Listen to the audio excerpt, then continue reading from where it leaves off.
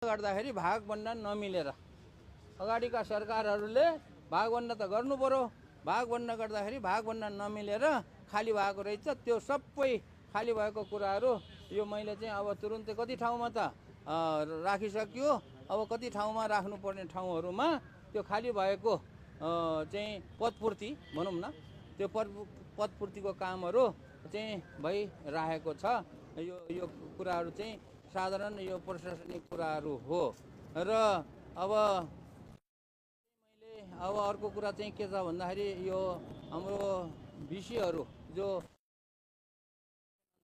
भिसीहरू जुन हुनुहुन्छ उहाँहरूलाई चाहिँ कोही एउटा के अरे समिति बनाएर, उहाँहरूको एउटा समिति बनाएर अथवा एउटा समूह बनाएर उहाँहरूलाई नै अब यो शिक्षाको सुधारको लागि चाहिँ के कसरी गर्न सकिन्छ भन्ने किसिमको एउटा चाहिँ रिपोर्ट तयार गर्न लगाएर अब भविष्यमा एउटा बाटो खुला गरिदिन चाहिँ मैले प्रयास गरिरहेको छु।